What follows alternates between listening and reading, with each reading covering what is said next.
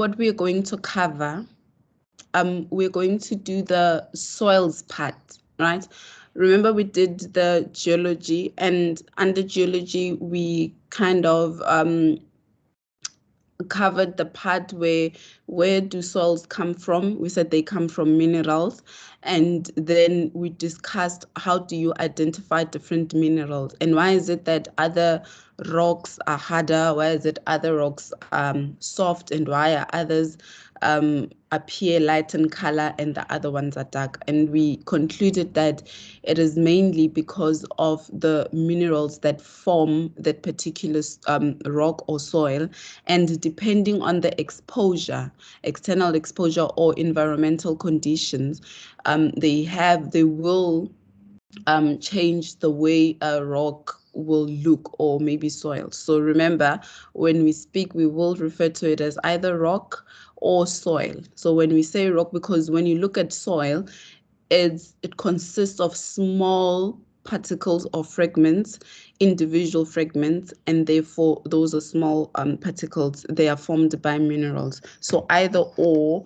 when you look at a rock, don't think about only a big particle, but also please remember that the soil itself is made up of those small particles, right? And we said that they are dependent on also on whether it was formed, the rock or the soil was formed extrusively or intrusively. And then depending on whether it was intrusive or extrusive, then the other factors like density will differ. Also the hardness of the soil or the rock will differ. And then in terms of hardness also, they're different based on where was it formed, and also were there any environmental conditions that are affecting moving forward the structure of the soil. So please remember that. So now with the soils part, what we're going to cover is there are different types of soils, right? You have clay soil, sandy soil, you have silty soil, you have clay. What did I miss? So all those, even sand, is the different types of soils. So we have different types of soils, and they will be classified to different groups according to their a particle size, right?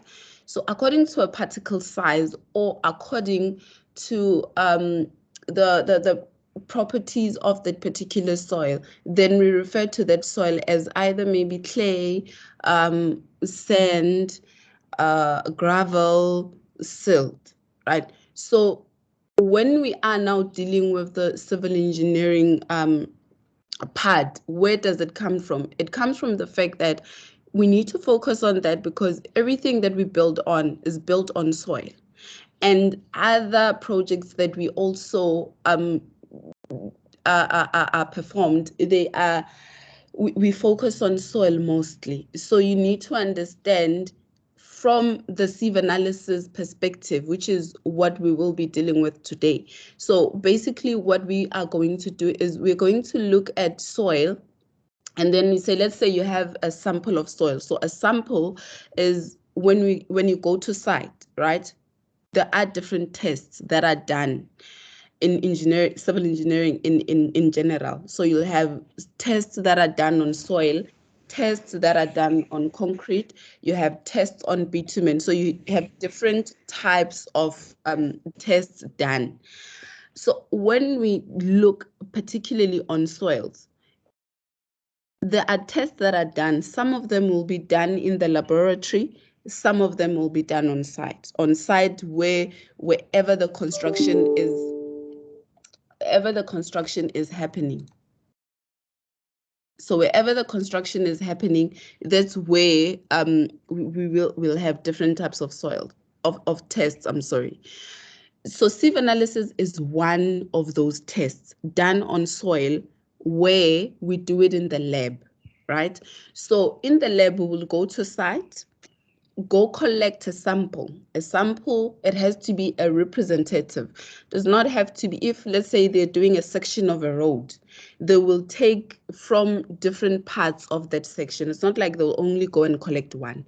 So depending on what is supposed to be maybe a section and how big is it, then different samples will be taken, and then from that from those samples they will do a sieve analysis. A sieve analysis is a test done on soil to determine how suitable it will be to use the soil, right?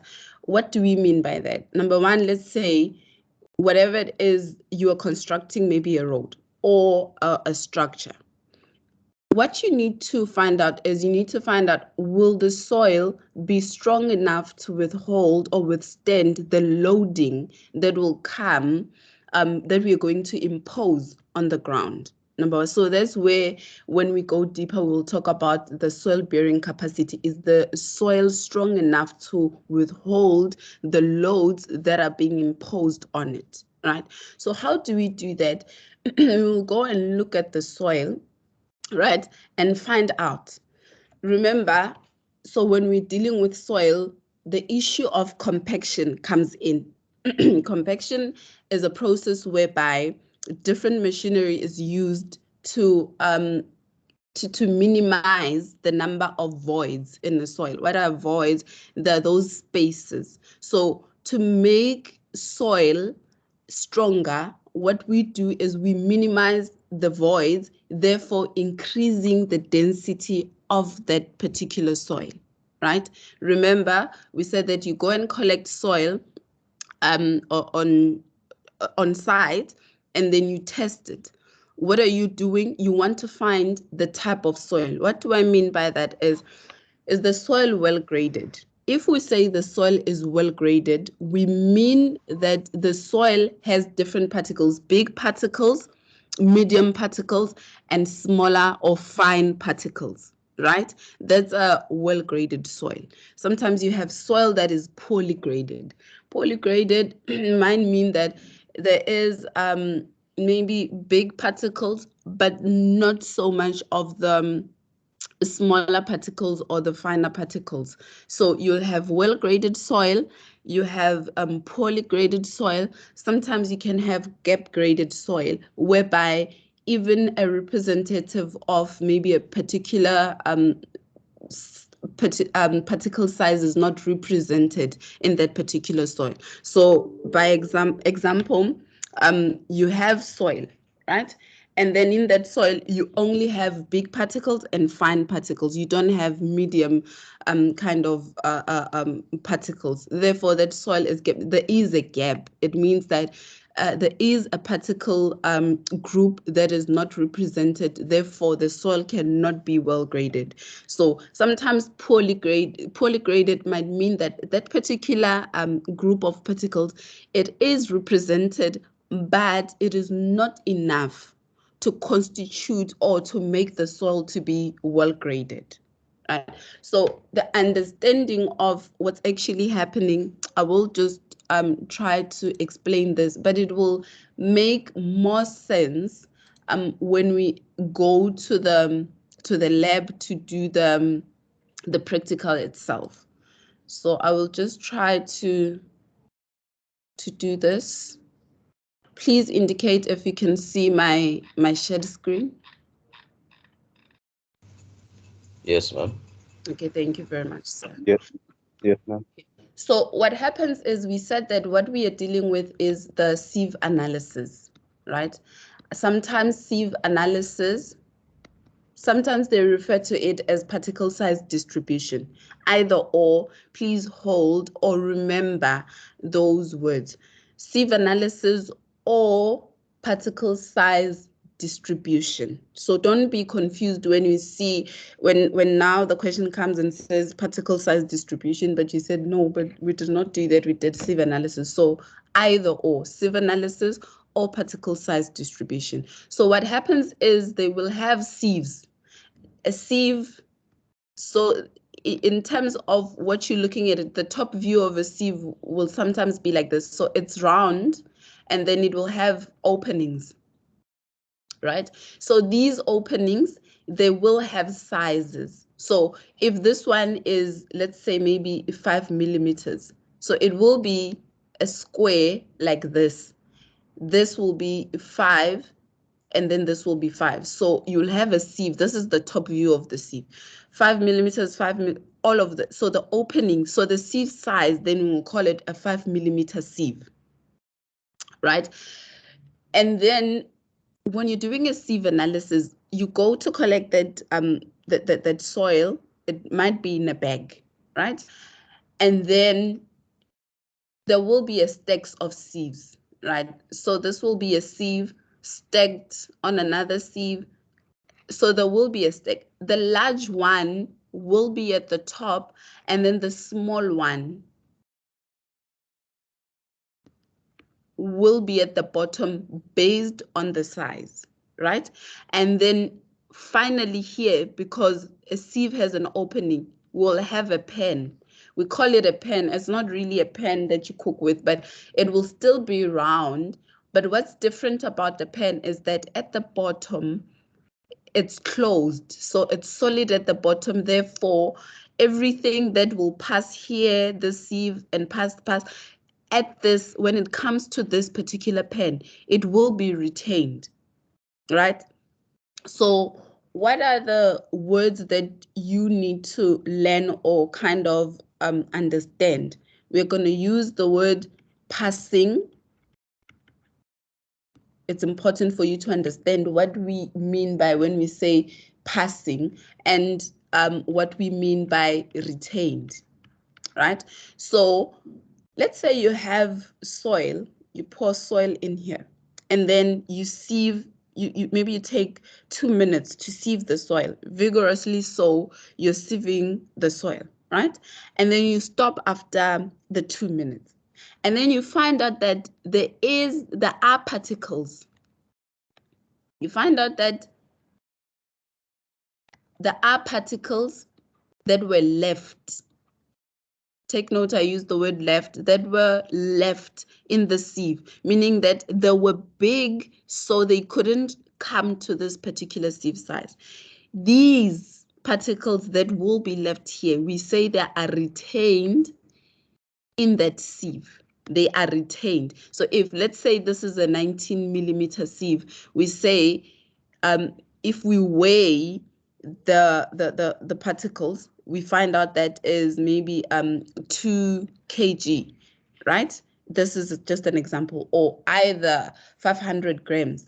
We say 500 grams retained in that sieve. So if this is a 19 millimeter sieve, it means that these particles are bigger than 19 millimeter because they couldn't pass through the opening of 19 by 19 millimeter. Therefore, they are big and they are retained on that sieve. The particles that would have managed to come to this particular sieve, they passed the 19 millimeter sieve and were retained maybe on the 12 millimeter sieve. Do we all understand that part? So when you see passing, it means that the particles passed and they were small enough to pass to the bottom sieve, which is smaller. If they did not pass, then they were left on that other sieve, meaning they were retained.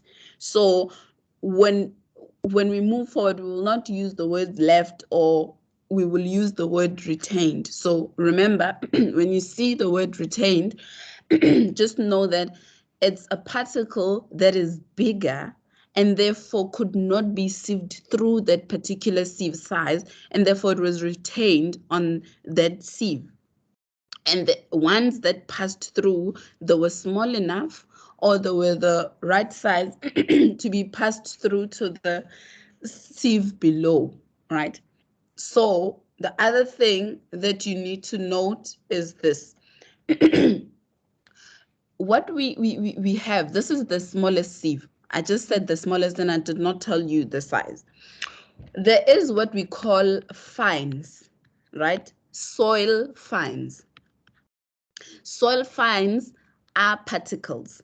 Particles, we said, remember, when you look at soil, it's made up of small particles, right? So these soil fines are those particles that will pass, right? So they will pass the 4.25 millimeter sieve. 0.425 millimeter sieve. It's a sieve that when we have, so everything, if let's say now we have here, the smallest size is 0.425 millimeter sieve. Anything that is going to pass, remember, anything that is going to pass, meaning anything that is smaller than the 4.25 millimeter sieve, will be referred to as the soil fines. Just a recap of what we've discussed so far. We said we have keywords: passing. You need to know what that means. You need to know what retained means. You also need to know what are soil fines. Soil fines are particles that are smaller than 0.425 millimeter sieve, right? It might not be the smallest. There's another one that is 0.150. It's smaller than this, but for particles to be referred as to soil fines, they need to pass the 4.25 millimeter sieve. So then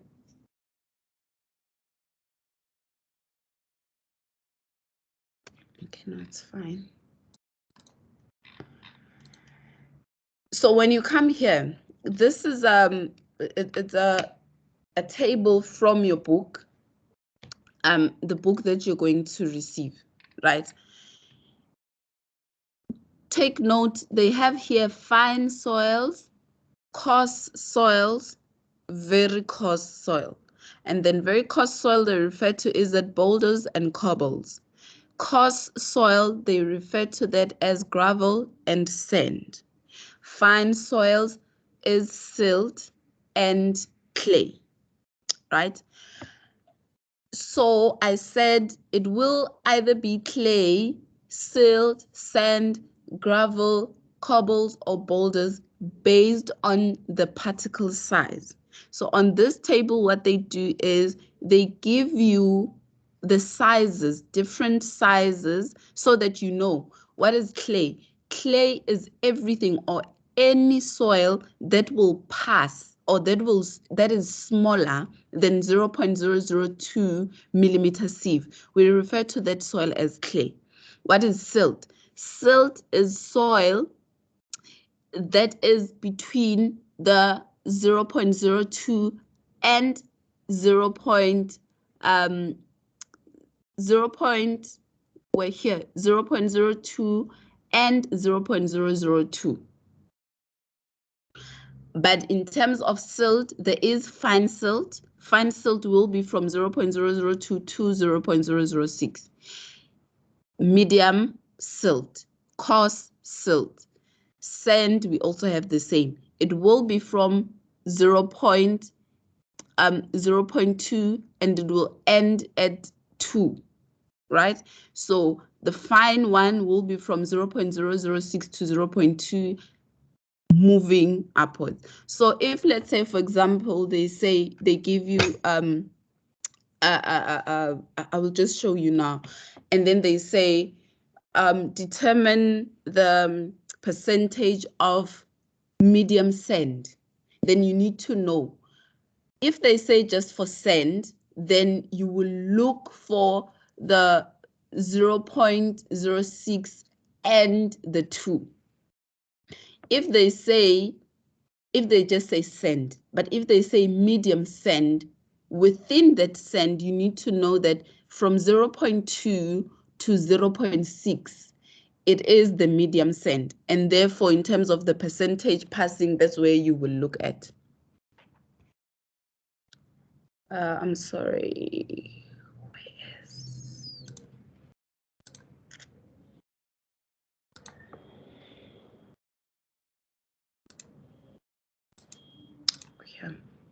Okay, so I'm sorry about that. So now we said we know what is passing, we know what is retained, we understand what our soil finds, the particles that are smaller than 0.425 millimeters sieve. We understand that soil is grouped or classified into different groups depending on the sieve, the particle size.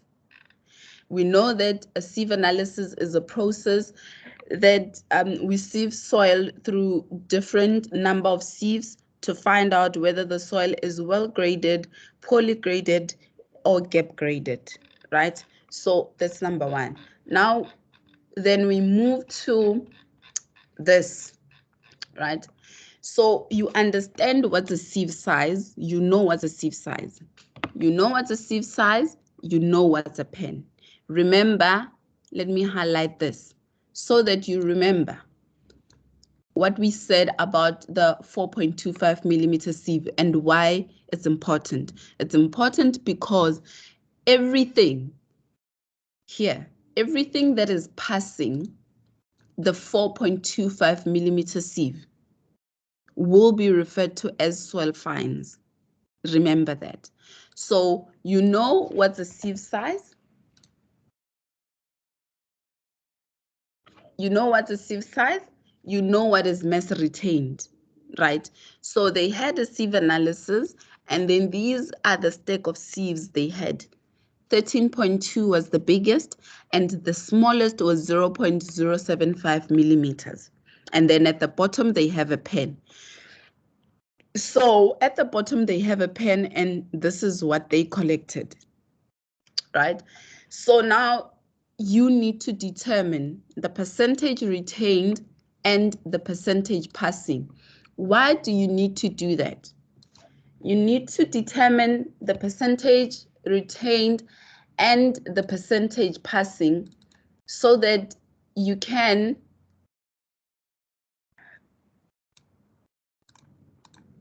so this is a graph, right? You can have this graph. Normally when you write on campus, you will get the graph like this.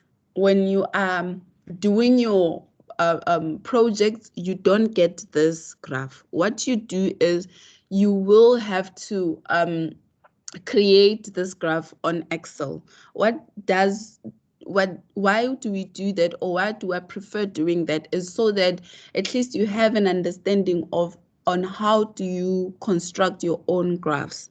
When you go to the field or you go and work, they don't really use paper. So you need to generate all your graphs via the software that they might be using then. So for now, then we will use Excel. Please note that on the x-axis, this graph is the log graph, and then on the y-axis, it is a normal scale. So at the bottom, you have the log scale, and then on the y-axis, you have the normal scale.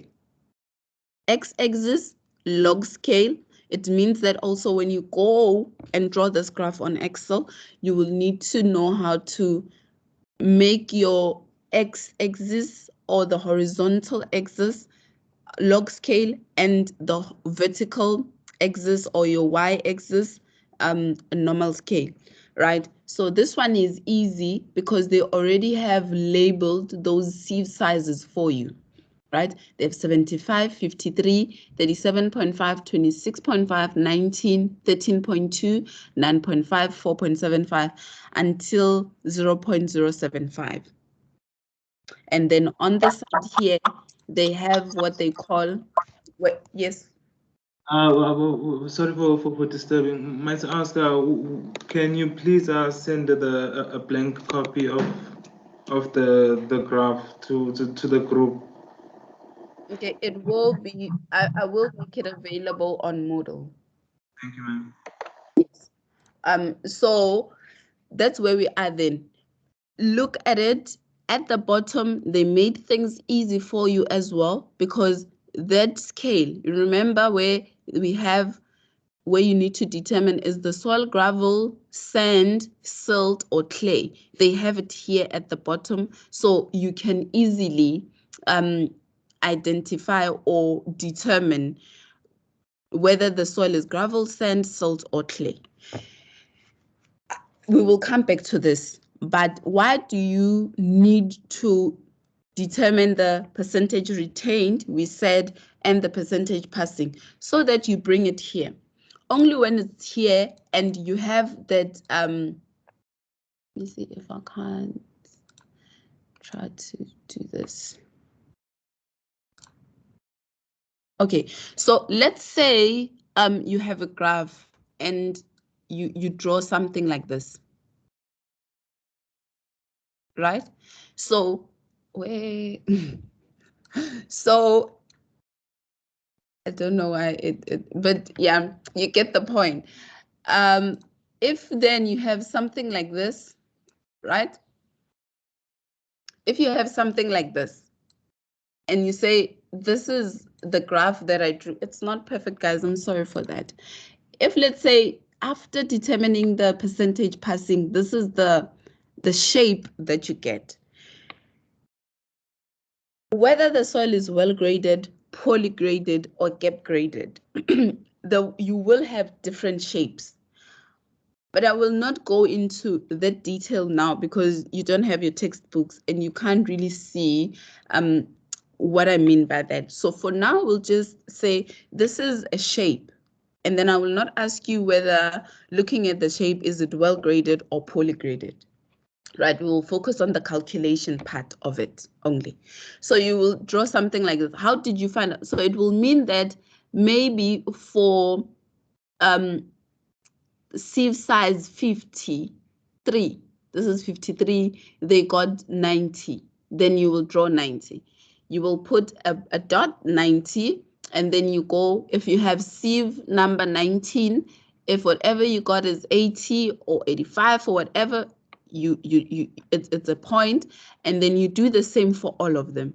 After you have all the points, then you join the points. It will be beneficial if you have a flexible ruler, because it will make things easier for you. Moving forward, that's if we will be writing on campus, right? And then, so this is what we will call the distribution curve, right? That curve that you're going to draw based on the values that you will get from the percentage passing. That curve that you will draw, we will call it, that's what we call the distribution curve. That will be your distribution curve. So how do you determine I don't know, I'm trying to make sure that I don't rush and I make this as simple and understandable.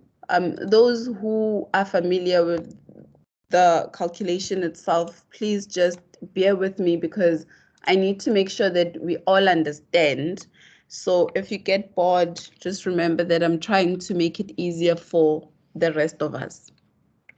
So what then you need to do is you need you will have the sieve sizes. If they never told you the mass, the total mass, right? So you're going to need the total mass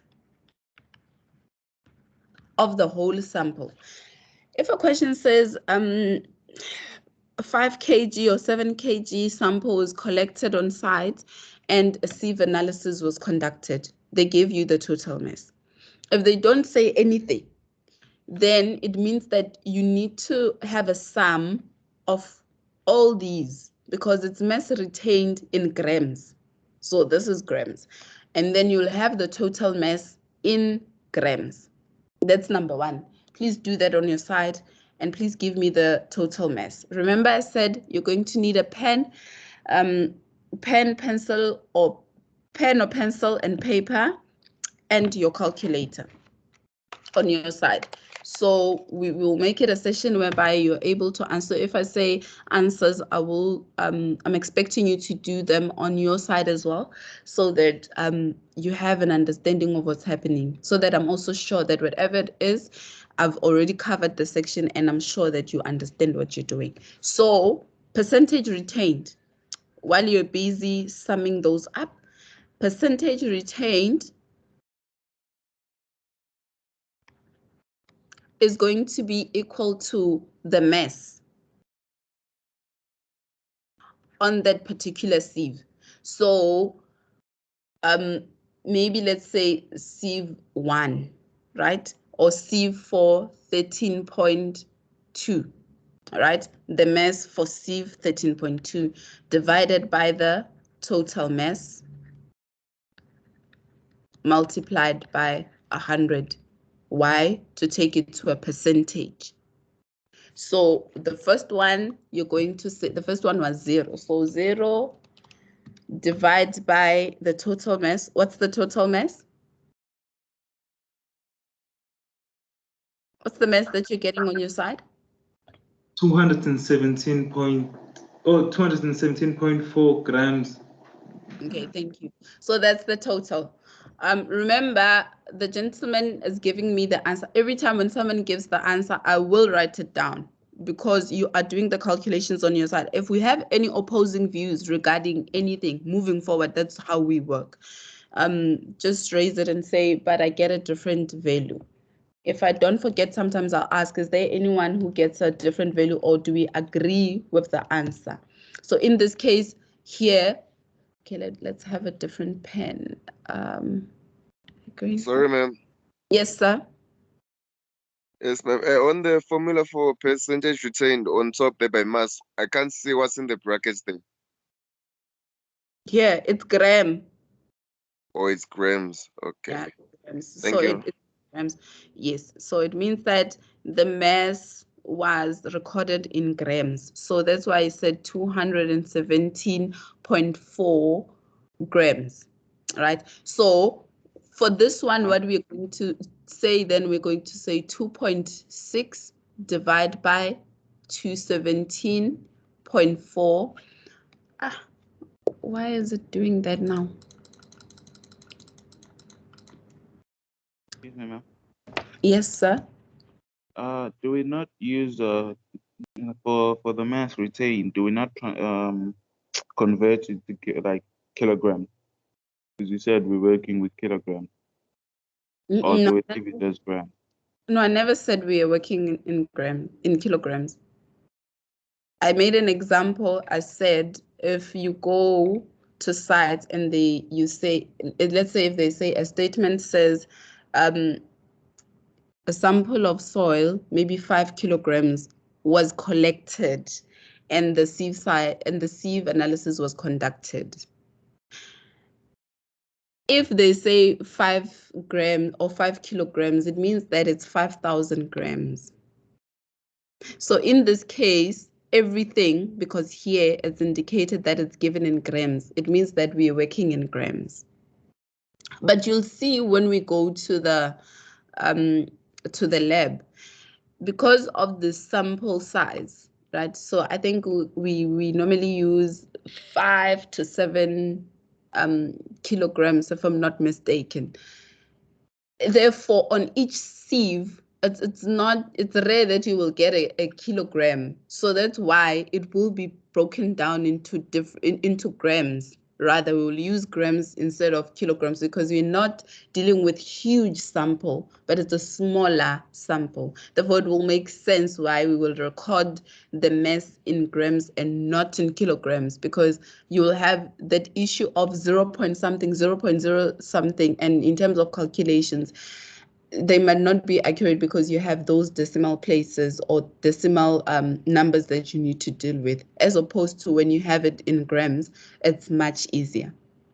But what do you need to just note is, even if the mass at the top is given in kilograms, look at your table, because the mass will be indicated whether it's in grams, the recordings, whether they were in kilograms or in grams. So sometimes even if they say 5 kilograms, but you just know that 5 kilograms is 5,000 grams.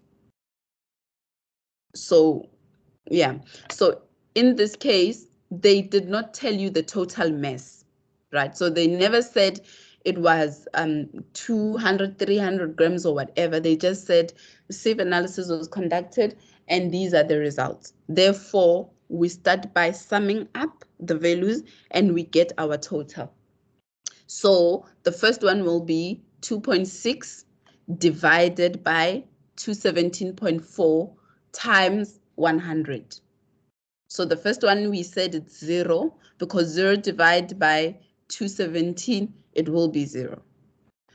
2.6 divided by 217.4 times 100. How much do you get on your side? 1,19595. So we can say maybe, let's just say 1 point.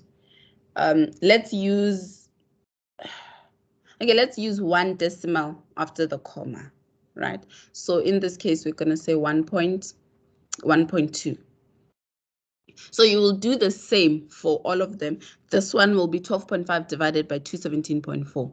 You get times 100. 57.7 divided by 217 times 100. 62, the same for all of them. So can we please get answers?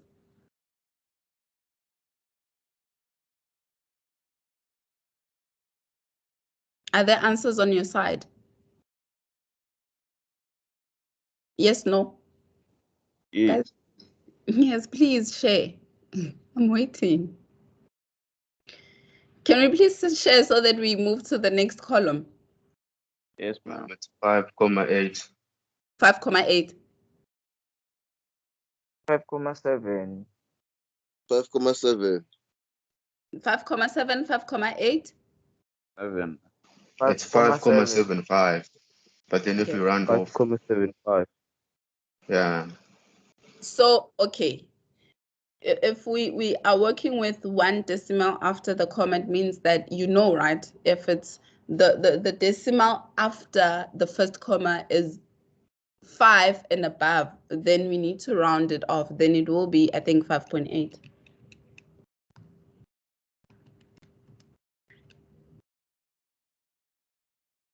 Wow, ma'am. 26.5. Eh? 26.5. Fine. Okay. 26.5. 28.5. 28.5.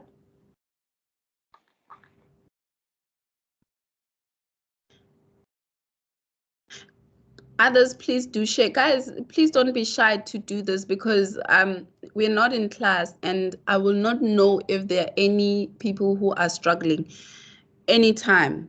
No one can see you, no matter how shy you are, they can't see you. Therefore, just indicate that I don't understand what's happening, I'm lost. It will be easy because we will have more time to revise and do other sections if you indicate from the beginning that you have issues. Can we please, can I please get the other values? 15.7. 15.7. 15.7. 15.7.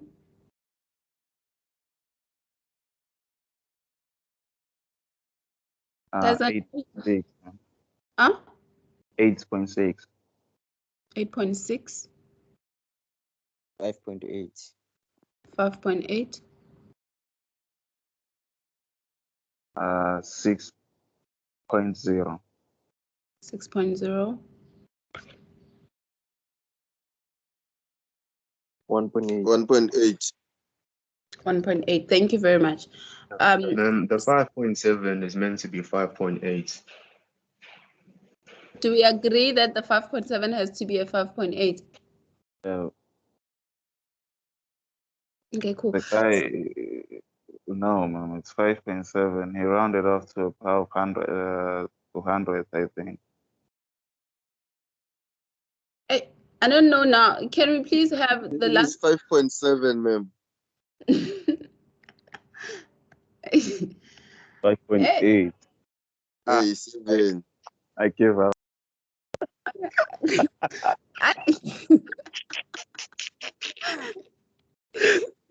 So then we move to percentage passing, right? Then the percentage passing, what's going to happen is it's a percentage, right? We start from 100.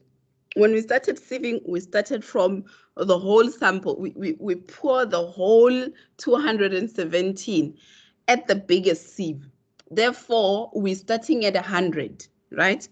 So on the side here, you will have 100 because that's where we are starting. Our starting point is 100.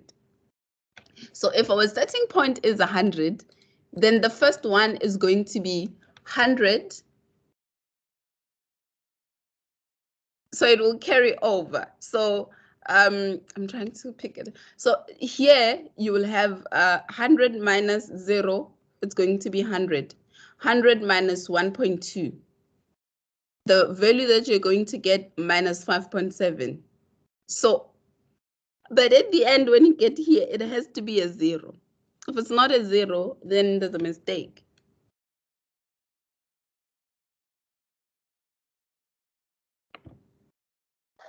Excuse me, ma'am. Yes, sir. 0 awuzuphuma because the sum of the percentage retained is equal to 98%, and I tried it using the Wait, sir. Let me do this. 26.5 plus 28.5, 18.7, 8.6, 5.8, 6, 99.8. So the people who are giving me values, where did you go wrong?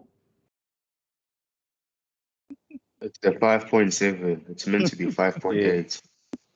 I said, ma'am, it's 5.8. No, but you see, I don't have a calculator.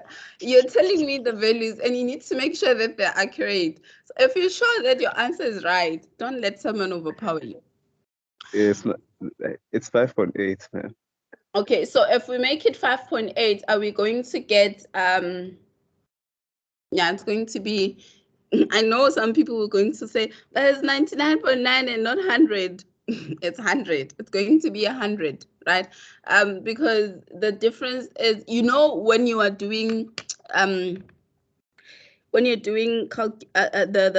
tests, they will say there is a margin of error for maybe 0.01 gram or whatnot. So here, if it gives you 99.9, then you're going to take it as 100. Maybe if we were doing rounded off values, then it will come to a clear 100 because there will be rounded off values, and then we won't have that. So it might mean that there was a margin of error somewhere here, but I think this one will say 99.9 if I'm not mistaken. Please just confirm, but then you need to make sure that you write it as 100 there. And then what you need to do then is do the same. So 98.8 minus 5.8.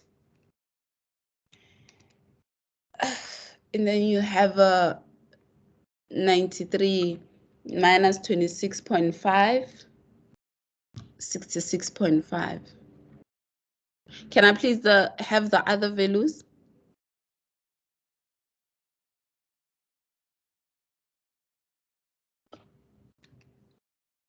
Guys, please, we need to move. 38. 38 and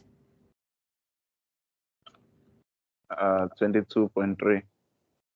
22.3 and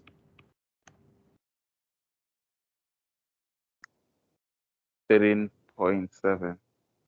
13.7. 7.9. 7.9. 1.9. 1.9. And 0.1. It should be a 0. 0.1. 0.1. Nah, yeah, when you come here, then it means that the mistake was made on this one. At the end of the day, this one should be a 0 because nothing is passing. I told you the sieve is the pen is solid at the bottom. Nothing will pass there. So if you have 0.5, it's a lie. Practically what you're saying is not feasible because it can't. Nothing passed. Nothing will pass the pen. No percentage will pass the pen. It will be 0. So that's why I said it will be a 0. Therefore, you still need to come back to this. I think our issue will still be here. Okay, so it was 5.7, mate. 5.7, ma'am. It's 5.7. Or then if it's 5.7, then Can't here be. will be a 5.7. 1.8. So here, if then it gives you maybe 99.98 or whatnot, we do accept for margin of error here, but it needs to give you that. But at the end of the day, if you start your calculations and you find out that here you have an issue, it means that here you did not make proper corrections and therefore it will affect this. But at the end of the day, ladies and gentlemen, remember, on the pen, even if before you start the whole calculation, just if you see a pen, just say 0. Because it cannot be that we said the pen is solid and you said, and now you come back and say there is a percentage that's passing. So your calculations need to make sense as well, right? So if something does not make sense in a sense that it does not tie up with the theory behind it, it means that there's something that you're doing wrong. Therefore, you need to reconsider or maybe take a breather and find out, what am I doing wrong? It can never be anything but 0 here because nothing will ever pass a pen. A pen is solid. Please take note of that. No matter how confusing or whatever, as soon as you do a calculation and you find out that at the pen, in terms of percentage passing, you don't get 0, then you know you are wrong. I don't even have to tell you that you already know, because it defeats the explanation that we had here. That's why I even said it's solid. So here you will never have anything that will pass. Everything on the pen will be retained. That's why you'll have a percentage that is retained, but nothing will pass. Please remember that. So when you have now these values, 198.8, or correct them accurately, because you said that here we'll have your 5.7, then correct them, and then you will be able to draw this, right? So where is that? Okay, let me just put it here. What happened now? I don't have the image for this. I don't know what just happened here, but whatever happened, it messed up our values, but it's fine. These are my values. I have my values here at the bottom because the ones that we had, they disappeared. I don't know what I did. Don't have time to figure that out now. So this is, oh, changed this. Changed into something else. So we are back. Okay, so this is what we have, and that's it. So these are the values that I got here. So just try to make sure that you have, but here you see also I also have a 0, but it's fine. Then you come back here and say, these are the values that I have, and this is my graph. So you will use percentage finer is the same as percentage passing. Percentage finer is the same as percentage passing. Another word or term for percentage finer is percentage passing. So you will take the percentage passing The first one was 13.2, it was 100. So you'll come here, 13.2, 100. Your point will be, you'll have a point here. The second one is 19.5. You have 9.5, sorry. Hey. You have 9.5 and then you have 98.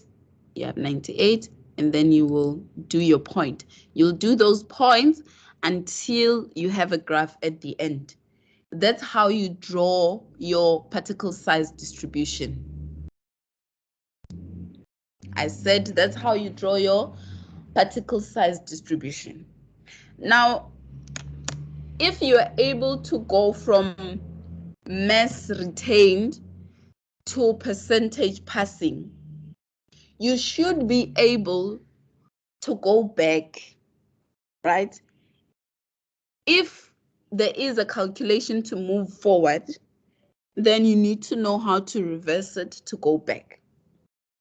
What do I mean? If you are given sieve sizes and you're given the percentage passing, and maybe they give you the total mass, and they say to you, go back, how maybe determine the mass, you need to be able to do that. So what I mean is, if you're able to move forward, tell your brain, I should be able to go back. If I know how to draw a graph, if I know how to draw a particle size distribution, then I should be able to take the particle size distribution back into a table format. Do you guys understand what I'm saying? You No, can, miss, can you please repeat? Yeah, sure. yeah.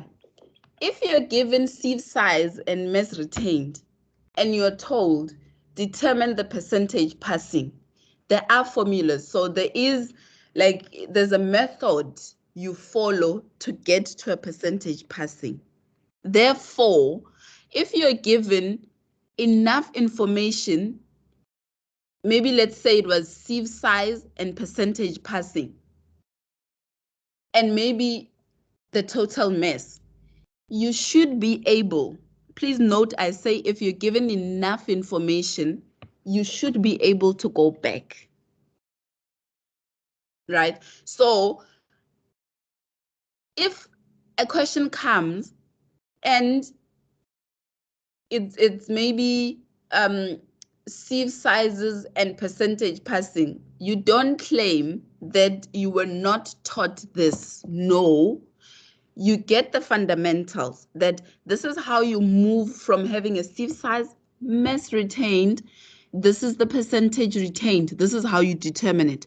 This is the percentage passing, this is how you determine it.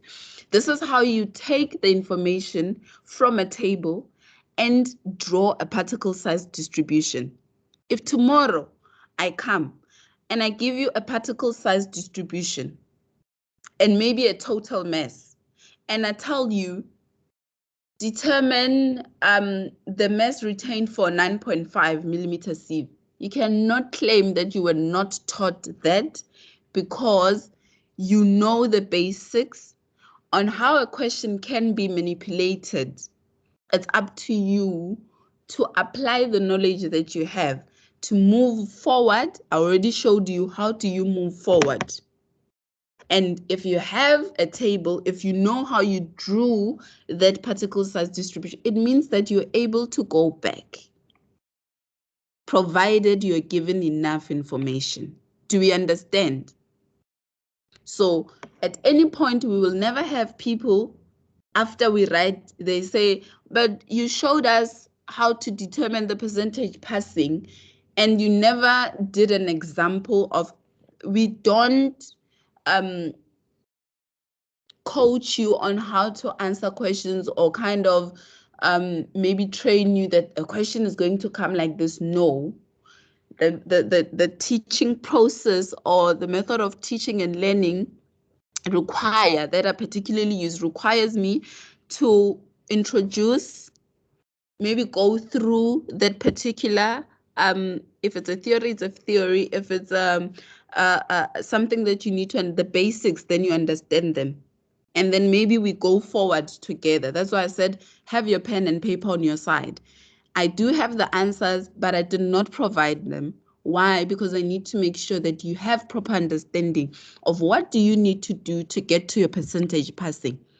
But in terms of how will you go back, then that's where you will come in. You will come in because you will understand that this is how I drew this graph. This is how I drew this particle size distribution. And therefore, if I would be required to go back and maybe determine the percentage that was retained, I will be able to do that because I know the basics of how do you even get a percentage retained. So I just wanted to clarify that from the beginning so that we don't have misunderstandings moving forward, right? So let's say they now ask you questions based on this information that you got, the percentage passing. Now we are coming back to this, right? Let's say now they tell you determine the maybe percentage gravel.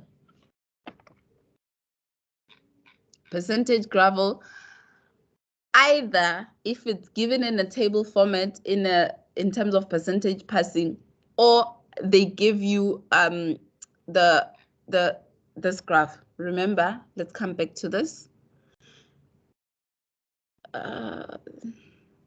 We're coming back to this. I said here it was made easy because if you have this, you will just draw a line and then you'll draw a horizontal line, and then where it meets that, your graph, you will go and have a horizontal line.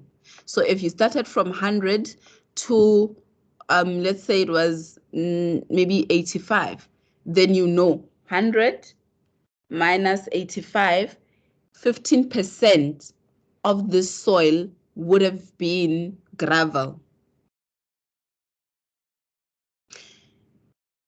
Either in this format where you are given a graph, you are able to determine particularly whether the type of soil that you're dealing, or whether the sample that you have, does it have gravel, sand, silt, and clay in it, or it only has gravel and sand.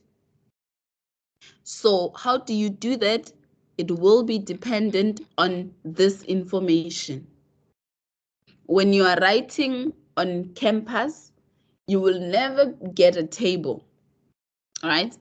Or you will get a table, either or. But you need to know from your side, at least what's silt, what's sand, what's gravel. I understand that maybe asking you fine, medium, because it's a lot of values that you need to memorize. I don't see the need for that, but at least you need to know the basics. Silt. A silt is from 0.02 to 0.06. Sand is from 0.06 to 2. Gravel is from 2 until 60 millimeters. Cobbles is 20 to 200. And then boulders is everything greater than 200. So in terms of whether they say in terms of mass or in terms of percentage, then you should be able to find it. Let's make an example right here. This is the table that you have. We will assume that we did not draw the particle size distribution for now. Yes, so the questions that we will have, they will be based on the table. If you are asked right now, determine percentage of gravel, can you do that? What is the percentage gravel? Percentage gravel? Okay, if you don't have the exact value, is there anyone who understands what they need to do to get the percentage gravel?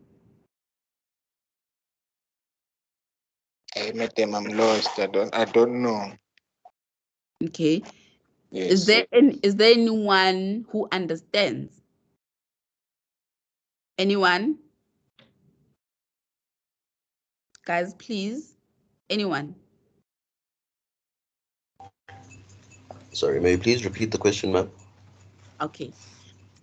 We will assume that we did not draw this because here it's clear you can just draw a line and find the percentage of gravel. So I'm going to close this. We are assuming that we did not draw that distribution curve. Therefore, we only have this table. Based on this table and based on this information that you have, I need you to tell me on this sample that we had, determine the percentage gravel. Ma'am, Mm-hmm. could you possibly maybe just add the percentage retained in between those two surf sizes? Sorry? If you take the surf sizes between gravel, so in between coarse and fine, the size of the surf, that's closest to there, and add the value that's retained in those. If you add the total of that, wouldn't that give you the percentage of gravel? Okay.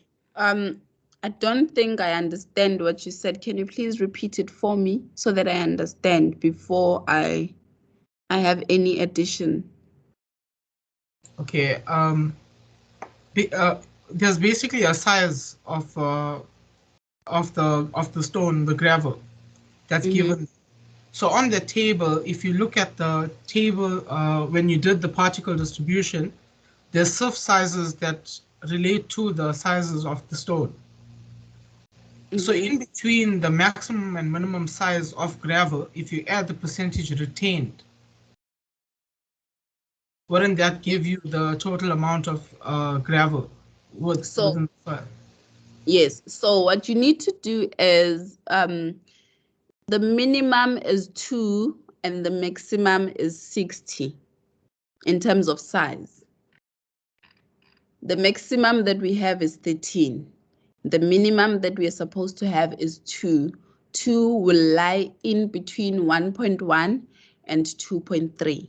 Therefore, you need to interpolate between these and find the percentage for 2.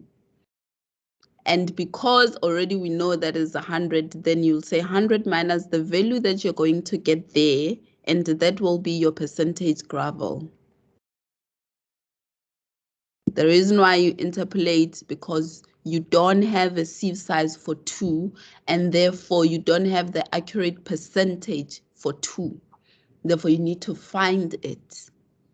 If I gave you here, I said, this is 2. If I said this is 2 millimeters, what you're going to do is, because 13 is the biggest and it's within the range, it's within that range of, so it's not greater than 60. So it's here. We are still here, right? So we said gravel will be 2 to 60. The 13 is still within that. And then we have here all our soil. Therefore, if this was 2, then 38 will represent gravel, like where we are stopping in terms of gravel. So anything smaller will not fall under that. So you'll say 100 minus 38, and that will give you your percentage gravel. But in this case, we don't have a 2. We have a 1.1. You need to find a 2. You need to interpolate to get a 2. After you get a 2, because 2 is known, it's a sieve size or particle size, then it will give you, you will interpolate for the percentage, and then you'll say 100 minus that percentage.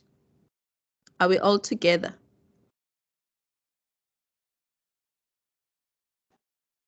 So sorry. Can you repeat? Do you guys know how to interpolate? Do you know what is interpolation? Hey, we forgot, man. We don't do that. Let's try. Does anyone remember what is interpolation? You just, it was just 3 months back. Interpolation, you're going to use it a lot moving forward. And I know you use it in drawings and surveying as well. What is interpolation? In simple, you don't have to give me like a definition that is a scholarly definition. Please give me a definition in your own understanding. What is interpolation? If someone says interpolate, what do you do? Or what is it you're supposed to do? You don't know. It's just find the points in between two values on a table or some type of a graph, man. Thank you. So we are trying to find a value between 38 and 66 that corresponds with 2. All right, so this is what we are saying. We are saying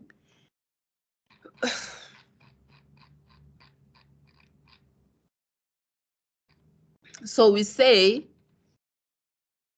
you have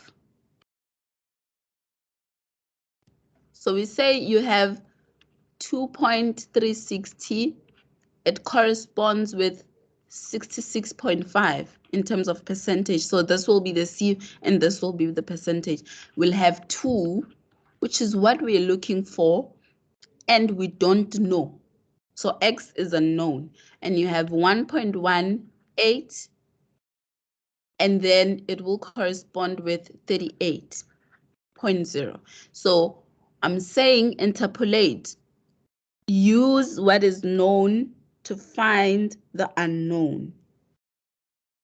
So in simple terms, that's what we are saying. Use the points that you have to find the one that you... When you interpolate, you will not have 2 unknowns. You will have 1 unknown. Let's just clarify that. Whether you do it in your calculator or wherever, just know that you have 1 unknown and 2 in the other side, everything is known. In this case, is the sieve sizes. You all have that. But this side, then you have 2 that are known and 1. I'm raising this because some of you will just take this because there's a way you do it in your calculator. But if you don't understand the basics, you're going to punch the calculator and it's going to give you a wrong thing. It happened before. I'm just warning you, before you decide to use a calculator, know what you are punching into the calculator and it has to make sense. That's all I'm saying. So whether you do it using a calculator, but as long as you understand the basics, for me, it's important that you understand what is it that you're doing and why are you doing it. You are interpolating. Why are you interpolating? Because I told you that I want the percentage for gravel. It is from 2 millimeter until 60, right? Our biggest sieve was 13.2. Therefore, it's still within the range. We are not worried about what's happening at the top. At the bottom, we have a problem. Why? Because we have 1.18 and 2.3, and we don't have a 2, which is what we need. Therefore, we need to find the value for 2 so that we can say our maximum, which is 100, minus our unknown, which then will be known to find the percentage gravel. Do you understand?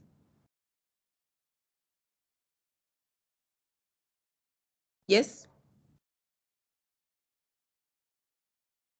Guys, please answer. Do you understand? Yes, no? Ma'am? Yes, ma'am. Can you please explain again? I didn't get the last part. Okay. Now, because we Yes, have... me too. We are going to do it by calculation. Let's interpolate. Can we find the value of X? We're interpolating. We said that interpolation is a process whereby you find an unknown using known values. So in this case, you have your are known as X, and your known values are from 2 in the C sizes, 2.36, 1.18, also including 2, you have 66.5 and 38. Those are known. And then you have X, which is unknown. Can you please interpolate and give me a value? Once we do that, we will solve a lot of issues, because at least I will know that you're doing something on the side and you're trying to solve the problem. I'll give you 2 minutes. Just 2. Once you get the answer, please tell me. As soon as you have it. Okay, I'm giving you a minute. It's 15, so it's 9:15, 9:16, then we need an answer. Interpolate. Moving forward, remember, whatever you learn, you don't forget, you're going to use it. You will always use it. Therefore, it's important to always remember the basics.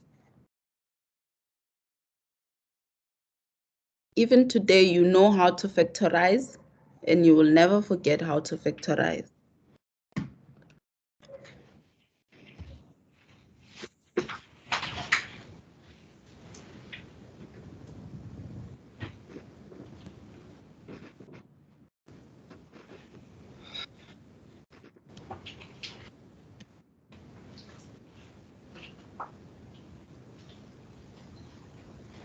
Please mute yourself. Thank you. Please mute.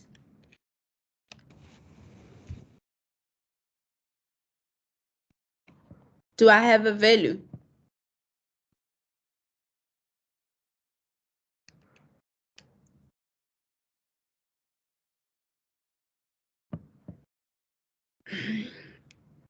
Hello?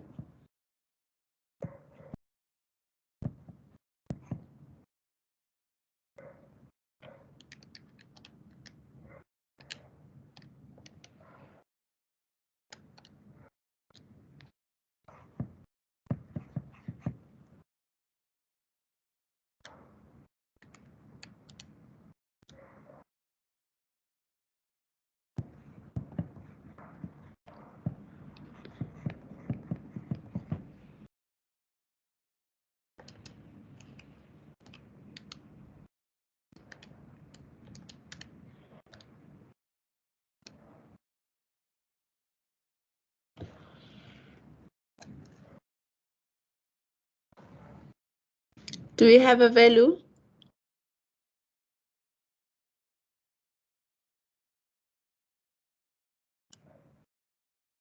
Hello?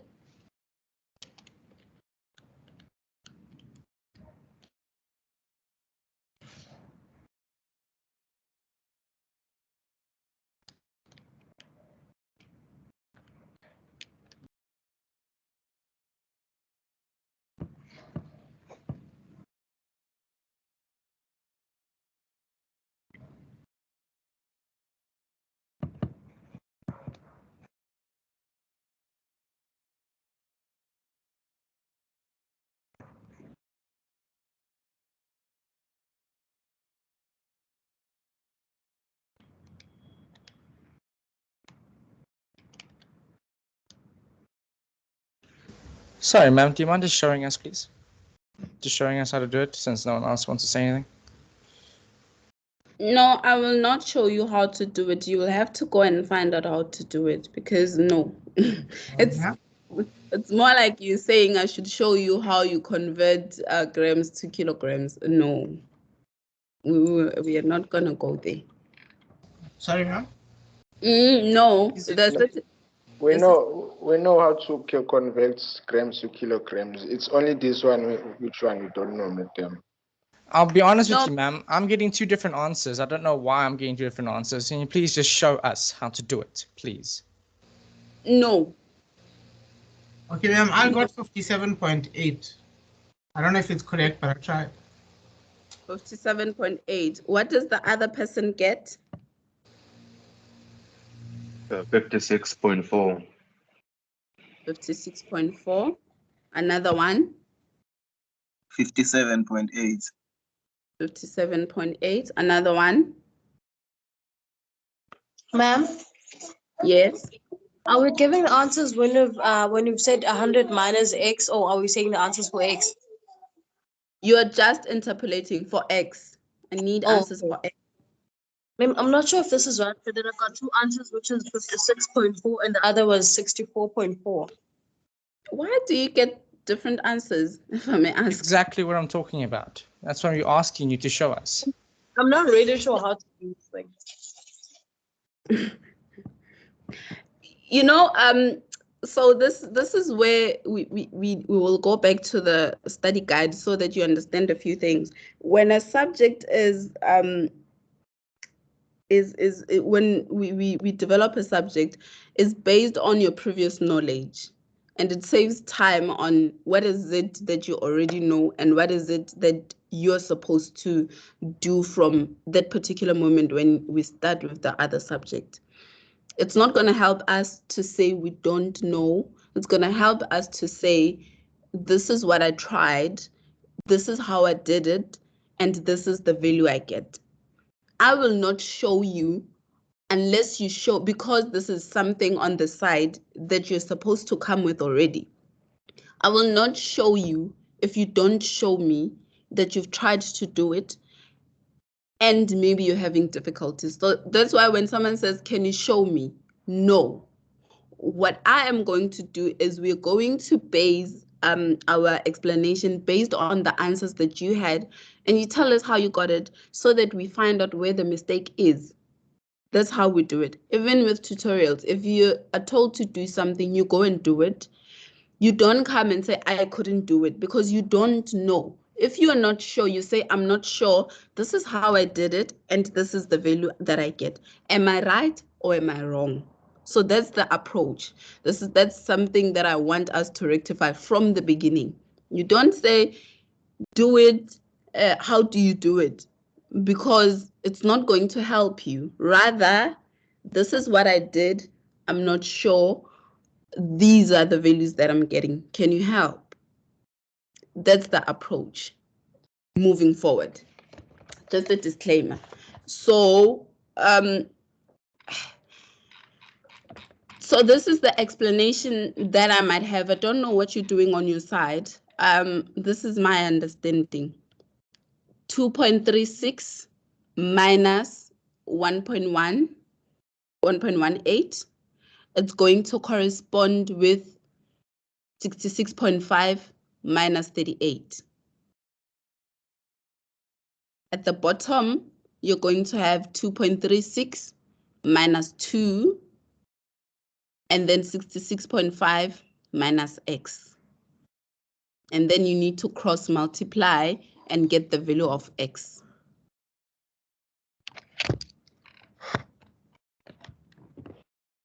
Do you mind explaining that again?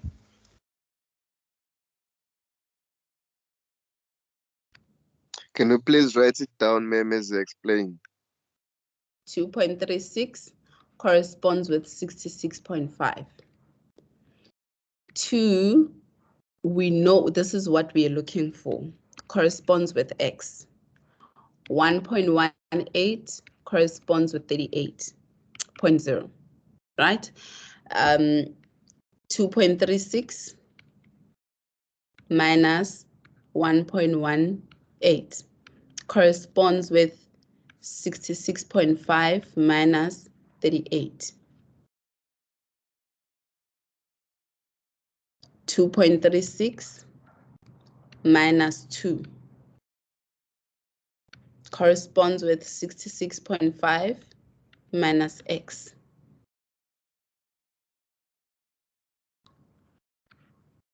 So 2.36 minus 1.18, I think it's what, 1.18.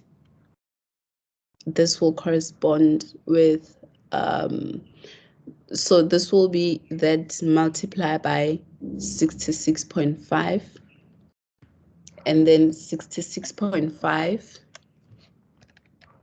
minus 38, 28. 0.5 and then 2.36 minus 2, which is 0.36.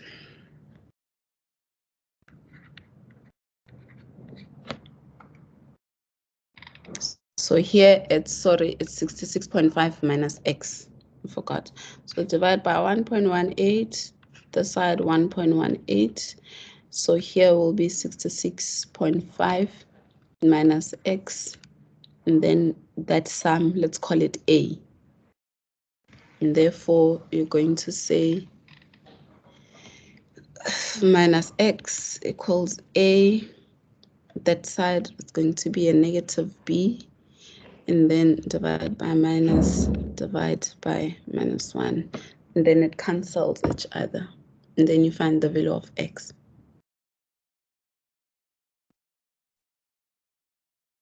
Does it make sense? Or it's too, the problem is that it's too long. But do we? No, madam, I'm lost at step 3.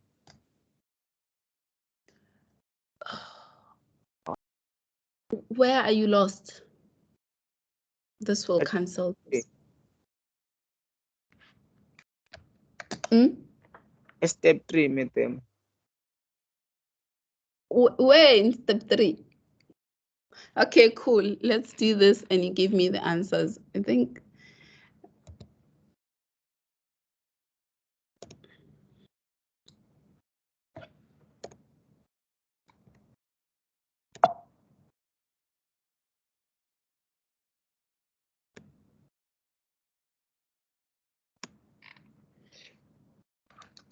So the 2.36 minus 1.18, what's the value?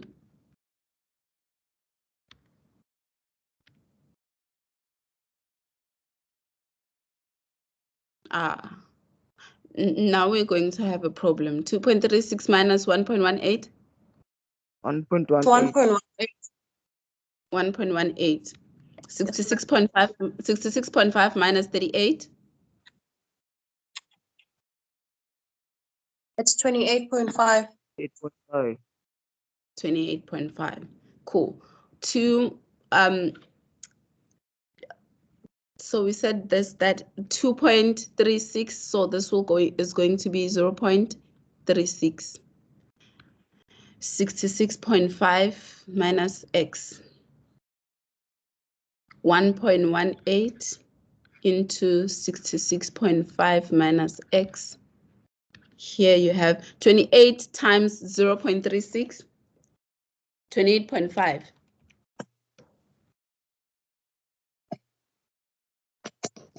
It's 10.6. 10.26. Right, divide by 1.18, divide by 1.18. That will cancel that. Then we have 66.5 minus x equals 10.26 divided by 1.18. 8.694. 8.7. 8.7. So then we have x. So x is going to be 66.5 minus 8.7. So x is going to be 57.8. 57.8. We are not sure, remember. So we go back and we come here is 57.8 between 38 and 66. Yes, it is. So someone might ask either or. If you go 2.36 minus this, or you go, I think, up, either or, it should give you the same answer. You can try to reverse it and see it should give you the same if you're doing it correctly. But then the value that we are coming with is 57.8. Therefore, if we were to include here.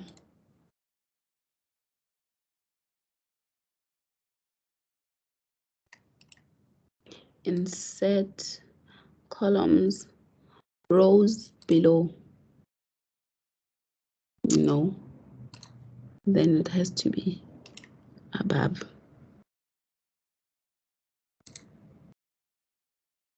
Okay, nope, here then, above this. So here,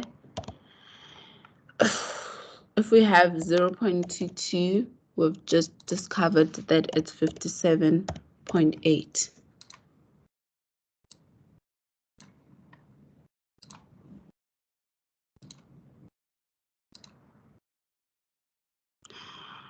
What am I looking for? I'm looking for this.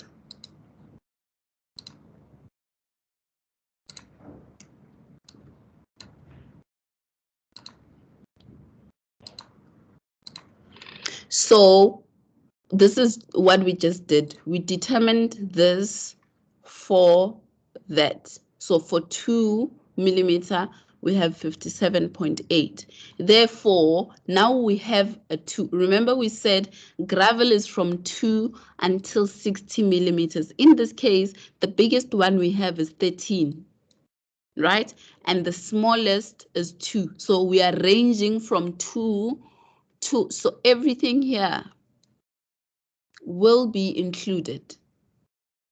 Everything here will be included. That's why, because it said 100 minus that minus, but we get 1257. Therefore, the percentage gravel is going to be 100 minus 57.8. Then it means that that amount of percent of our soil was gravel. Do we understand? Sure. Let's do another one.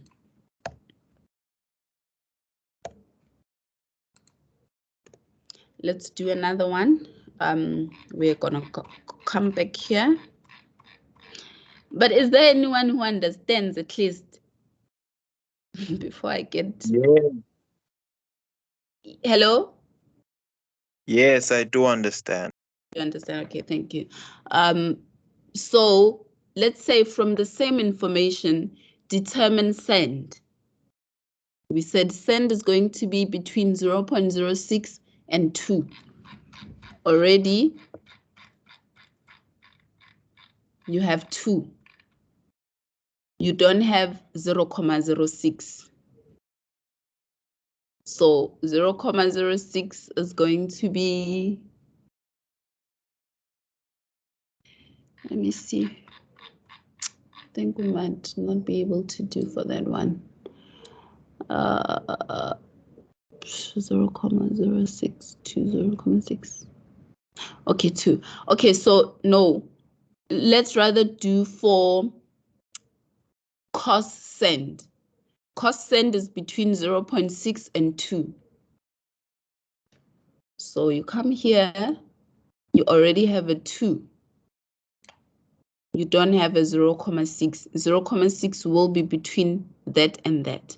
So what you need to do is interpolate for 0.6 and then determine the percentage cost and determine the percentage cost sand. Can you do that? Yes, no?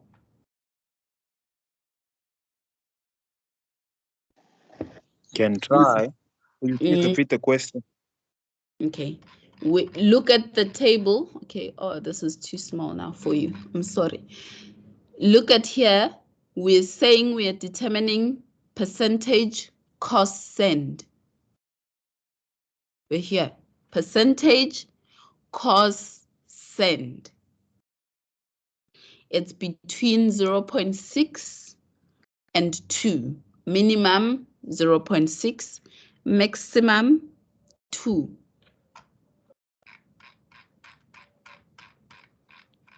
we are here. We are saying 0.6 is going to be here.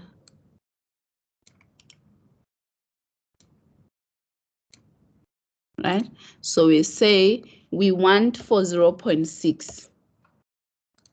So everything in here, in this region, we are going to label it as coscent, right, in terms of percentage. So you have 1.1, 0.425, 38. This is what you have.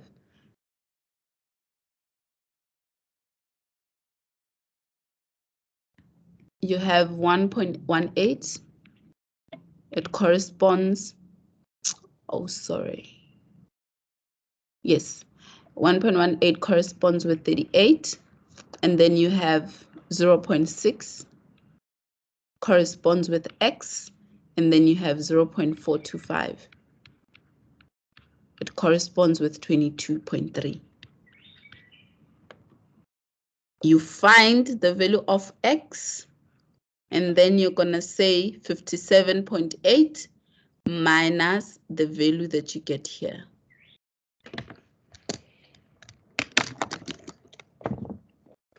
Can you do that? Yes. Okay. Can we please find the value of X?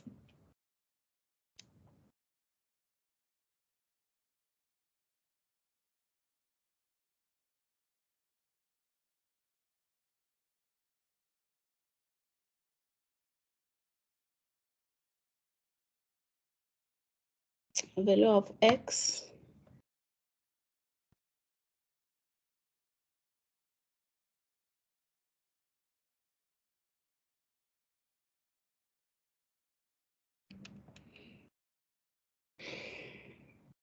Is there anyone who says I'm completely lost, even after the explanation of interpolation? I still don't understand what's happening. Is there someone like that? That's me, Megan. Okay. Where am I losing you? When it comes to cross multiplication, you make them So you don't know how to cross multiply? No, Megan, I don't know which one must I take and I make them complete manage your guys with that.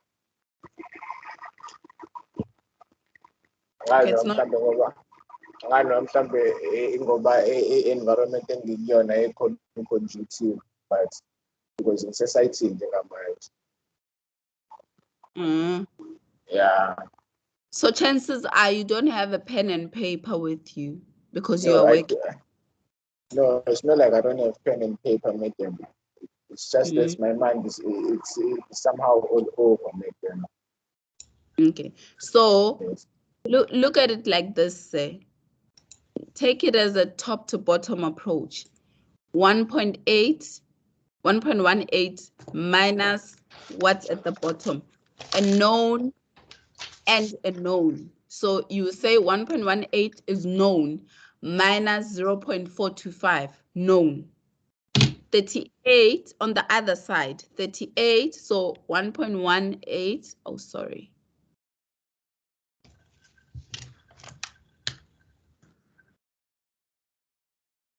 So 1.18 minus 0.425, same side. Close the bracket. Equals 38 minus 22.5. Close the bracket. Top to bottom. Top to bottom.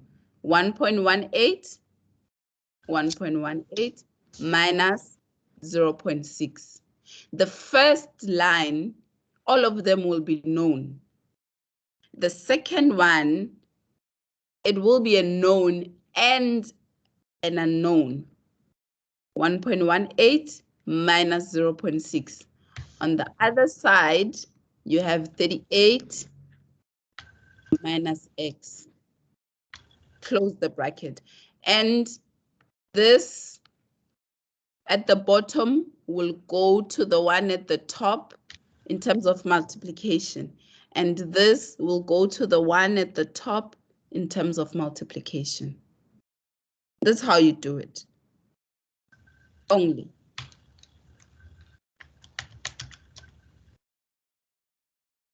Is it still difficult even after the explanation? I get it now, madam. Okay, thank you. So what is the answer that we get for the value of x here? Ma'am, was it 26.1? So when you say, is it 26.1? I did not do it because we agreed that you were going to do it. I showed you how to do it. I showed you how I do it to get the 57. Now you need to do it. Are we all getting 26.1? Yes. So your answer is 26.1 according to your all calculations. You guys did this. And then you're going to say 57.8 minus 26.1. Then that percentage will be the percentage that is cosine. And then you will do the same for each and every other thing that you're supposed to determine, provided that was the question. Yeah, but basically for today, we're going to stop here. So that is the sieve analysis in summary. I will go back and say, what did we say is important in this chapter? Is the keywords first. You need to know passing and retained. Thank you. Passing, retained, soil finds,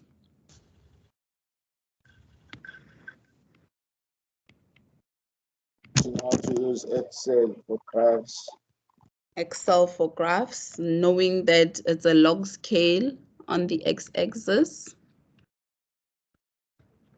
and normal scale for your distribution curve. And then I also showed you how to draw the distribution curve. And then the other thing is not necessarily, because interpolation was just a part of it, but we did understand how do you then classify the soil in that. The interpolation part we were not supposed to do, but because there was a misunderstanding, then we ended up doing, but it was not part of our session. So our session was making sure you understand if you have soil, how will you group it into different, based on its particles, how will you say this is the percentage gravel, percentage sand, percentage silt, and clay? So that's it. Please make sure that you understand that fully, and you really don't forget. Please, don't forget. You can go to different on your study guide. There is a book that we are using. Feel free to find other resources. If you want more examples on your book, the book that we have, it has an example that is solved already. This is not the one. So this one is an example that I made on the side. And then the one that is in your book, you can go through that example if you want to have an understanding. If you are still lost, you know where to find me. But okay, I did not ask. Do you guys have any questions?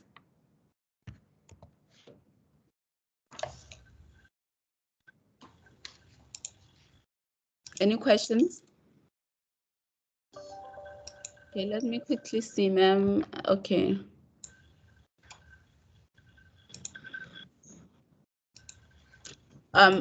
I just checked the chat. We don't have any questions there. Do you guys have any questions? Any? No questions. Complaints? Complaints? Concerns? Okay, no problem. Because there's nothing to be on record anymore because we don't have complaints, concerns, no questions relating to what we just did. Then I'm going to stop the recording.